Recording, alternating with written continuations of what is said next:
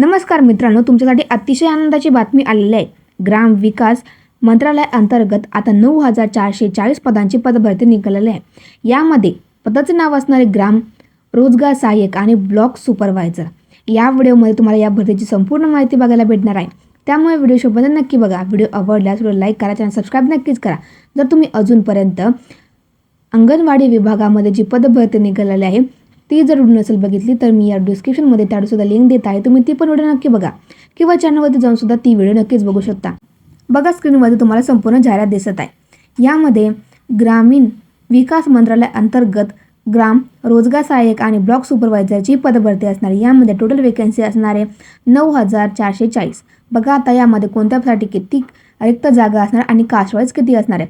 तर सर्वप्रथम बघा ग्राम रोजगार सहाय्यक या पदाकरता कास्ट वाईज किती वेकन्सी रिक्त आहेत।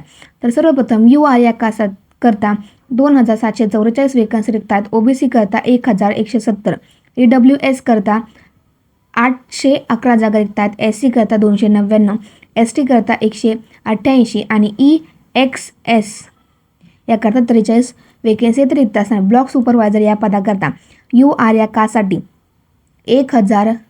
1550 वेकन्सी रिक्त असणार आणि OBC करता 1344 वेकन्सी रिक्त असणार।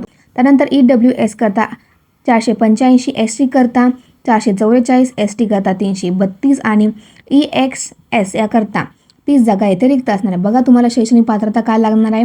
दोन्हीही पदाकरता तुम्हाला येथे फक्त 12वी पास असणे आवश्यक असणार आहे, तर तुम्ही इथे अप्लाय करू शकता। तर बघा आता तुम्हाला येथे कोणत्या पदासाठी किती सॅलरी भेटणार आहे। तर बघा यामध्ये ग्राम रोजगार सहाय्यक या पदाकरता तुम्हाला प्रति महिना 18,500 पर्यंत तुम्हाला सॅलरी भेटणार स्टार्टिंग आणि ब्लॉक सुपरवायझर या पदाकरता 20,700 पर्यंत तुम्हाला ते पेमेंट भेटणार आहे। बघा हा तुमचा पे लेवल 1 असणार आहे, त्यामुळे तुम्हाला स्टार्टिंग पेमेंट हा 18,500 पासून ते 81,100 पर्यंत ग्राम रोजगार सहाय्यक या पदाकरता भेटणार आहे आणि ब्लॉक सुपरवायझर पदाकरता 20,700 पासून ते 89,100 पर्यंत प्रति महिना तुम्हाला सॅलरी भेटणार आहे। बघा तुम्हाला आता येथे एज लिमिट काय असणार आहे, तर तुमची एज लिमिट ही 18 ते 40 वर्ष असणार आहे। यामध्ये SC आणि ST कास्ट करता 5 वर्षाचं कन्सेशन भेटेल आणि OBC करता 3 वर्षाचं।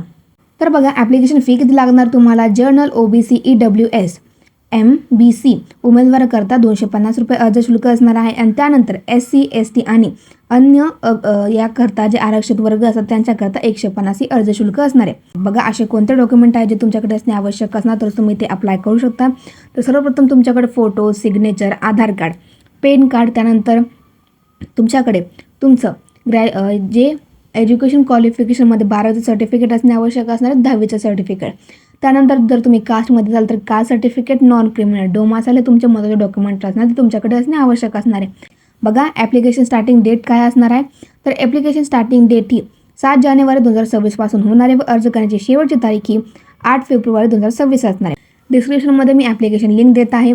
जे कोणी पण या बससाठी पात्र असणार त्यांना नक्कीच फॉर्म भरा। व्हिडिओ आवडल्यास लाईक करा, चॅनल सबस्क्राईब नक्कीच करा।